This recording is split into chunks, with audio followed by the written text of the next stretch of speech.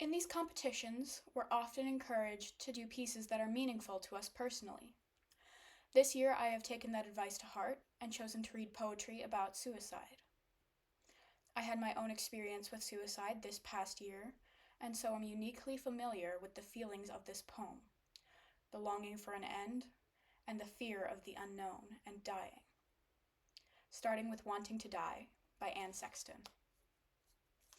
Since you ask, most days I can't remember.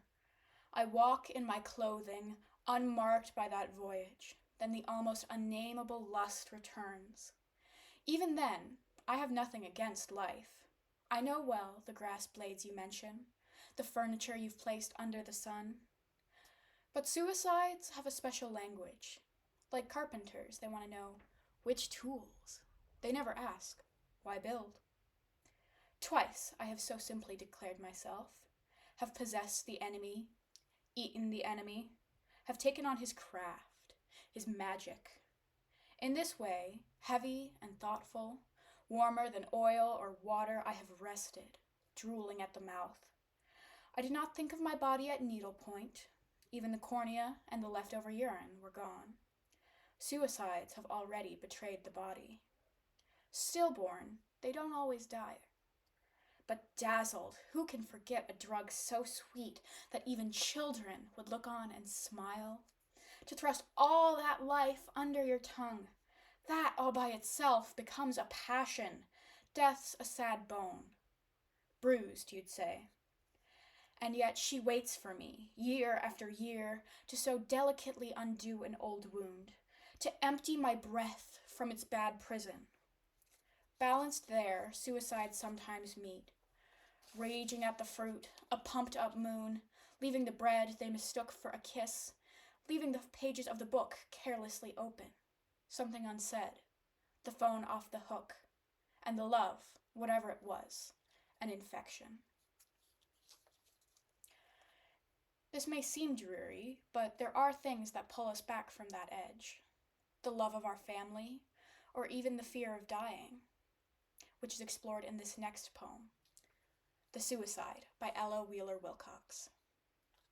Vast was the wealth I carried in life's pack, youth, health, ambition, hope, and trust. But time and fate, those robbers fit for any crime, stole all, and left me but the empty sack. Before me lay a long and lonely track of darkling hills and barren steeps to climb.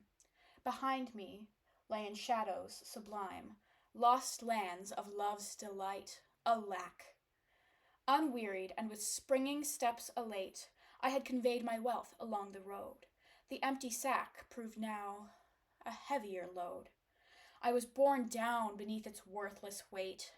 I stumbled on and knocked at death's dark gate. There was no answer. Stung by sorrow's goad, I forced my way into that grim abode, and laughed and flung life's sack to fate. Unknown and uninvited, I passed into that strange land that hangs between two goals, round which a dark and solemn river tolls. More dread its silence than the loud earth's din. And now, where was the peace I hoped to win?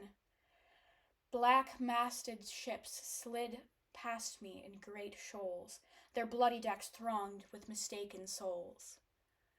God punishes mistakes, sometimes like sin. Not rest and not oblivion I found. My suffering self dwelt with me just the same. But here no sleep was, and no sweet dreams came to give me respite. Tyrant death, uncrowned by my own hand, still king of terrors, frowned upon my shuddering soul that shrank in shame before those eyes where sorrow blent with blame, and those accusing lips that made no sound. What gruesome shapes dawned on my startled sight, what terrible sighs broke my listening ear, the anguish of the earth augmented here, a thousandfold made one continuous night. The sack I flung away in impious spite hung yet upon me, I saw, filled with fear, with tears that rained from earth's adjacent sphere and turned to stone in falling from that height. and close about me pressed a grieving throng, each with his heavy sack, which bowed him so. His face was hidden. One of these mourned, "No, who enters here but finds the way more long to those fair realms where sounds the angel's song. There is no man-made exit out of woe. Ye cannot dash the locked door down and go to claim thy rightful joy through paths of wrong."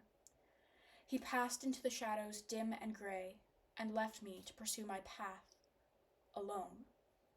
With terror greater than yet I had known, hard on my soul that awful knowledge lay. Death had not ended life, nor found God's way, but with my same sad sorrows still my own, where by-roads led to by-roads, thistle-sown, I had wandered off and gone astray.